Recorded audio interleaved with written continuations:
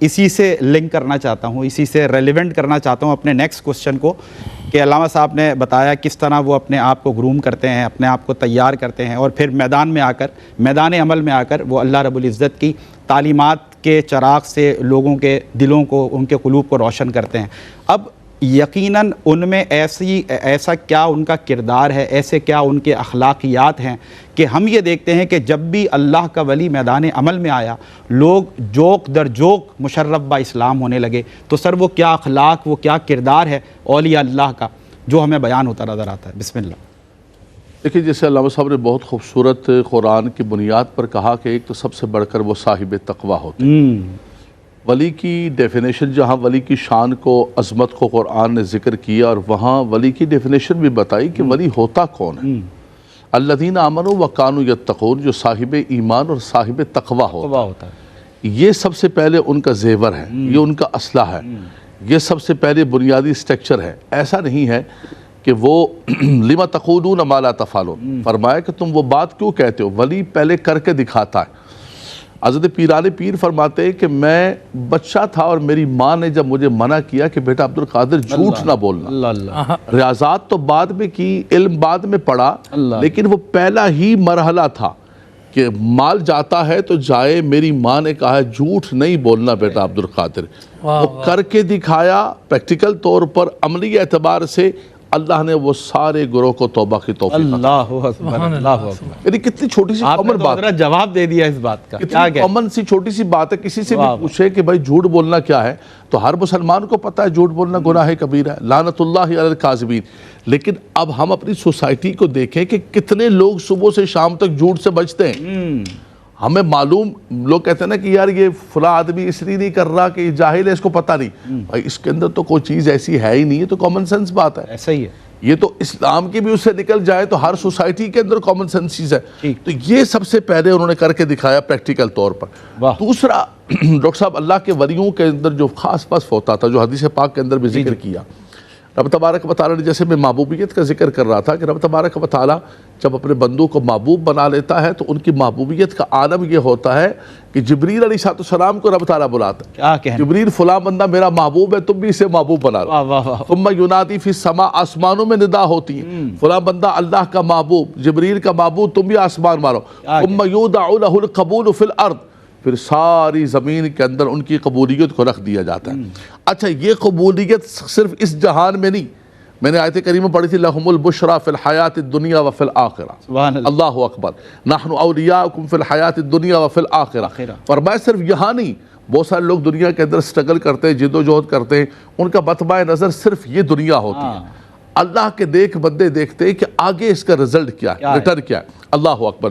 ہم کسی سے تعلق رکھتے ہیں، ہمارے تعلق کی بنیاد یہ ہوتی ہے کہ یار یہ بندہ اس تعلق کا ہمیں ریٹرن کیا دے گا، اس سے بینیفٹ کیا ہوگا۔ ہاتھ بھی ملاتے ہوئے سوچتے ہیں کہ یہ آدھا ہاتھ دے رہا ہوں، اس آدھے ہاتھ کا بھی کوئی فائدہ ہے دینے کا نہیں، ورنہ ایسے ایک دور سے کر کے چلتا بڑھوں۔ اللہ اکبر۔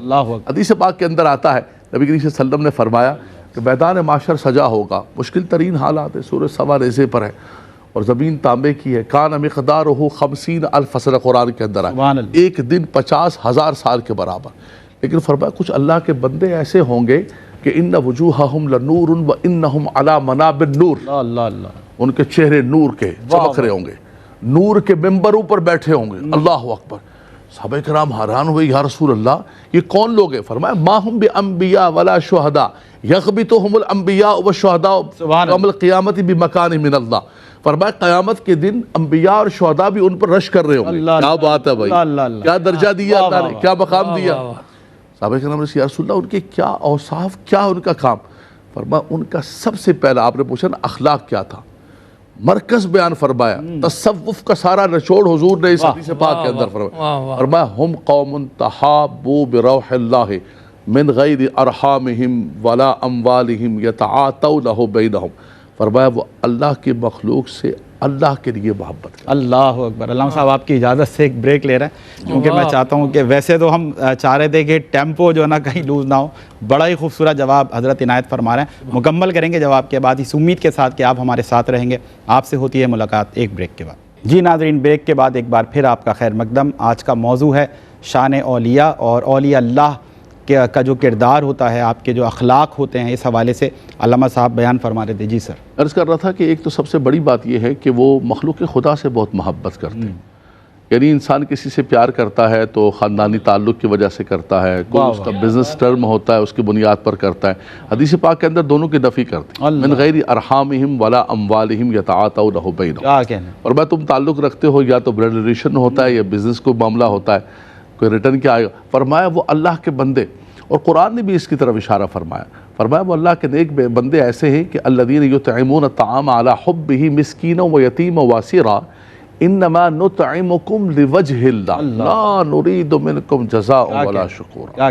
فرمایا وہ کسی کو کھانا کھلا رہے ہیں، کوئی قیدی ہے، کوئی یتیم ہے، کوئی اسیر ہے، کوئی کمزور ہے. فرمایا بھئی کیوں کھلا رہے ہو؟ تمہیں کیا چاہیے؟ تمہیں کوئی تصویر بنا کے ڈالنی ہے جی، نیکی کر فیس بک پہ ڈال؟ بولے نہیں. ہمارا مقصد یہ ہے کہ صرف ہمارا رب راضی ہو جائے، اس کی رضا کے لیے، خوش رودی کے لیے.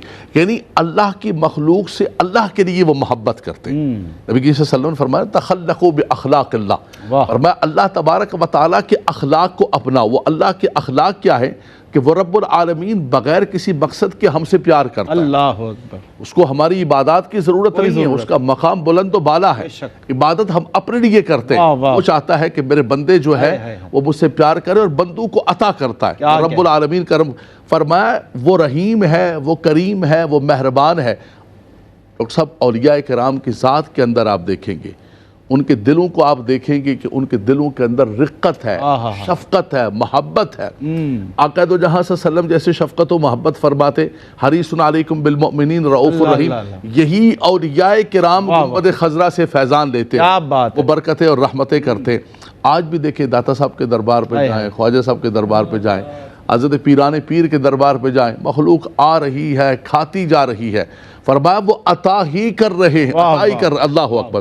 یہ سب سے بڑی بات. آخری بات یہ ہے جو قرآن مجید فرقان حمید نے نسخہ عطا فرمایا، کہ فرمایا کہ اللہ تبارک و تعالیٰ کے بندوں کی صفت کیا ہونی چاہیے، اور اللہ کے بندوں کا بننے کے لیے بھی فرمایا قل ان کنتم تحبون اللہ فاتبعونی یحببکم اللہ. علامہ صاحب نے آیت پڑھی نا، یحبہم و یحبونہ. اللہ اکبر. اس کا نسخہ کیا ہے؟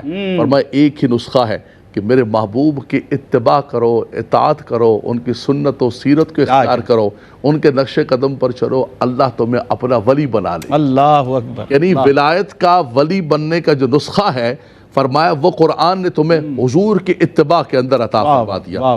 اگر ان چیزوں کو ہم اختیار کریں، اور علامہ صاحب نے جو سورہ بقرہ کی ابتدائی آیات طیبات میں وہ ساری چیزیں، هدی للمتقین الذین یؤمنون بالغیب ویقیمون الصلاۃ ومما رزقناہم ینفقون، یہ ساری کی ساری چیزیں ترتیب کے ساتھ فرمایا یہ سارے وہ اخلاق ہیں، وہ کردار ہیں جو اللہ کے بندوں نے اپنی زندگی کے اندر اختیار کیے، اور اللہ تبارک و تعالیٰ نے ان کو اوج ثریا کا مقام عطا فرمایا. کیا کہنا ہے.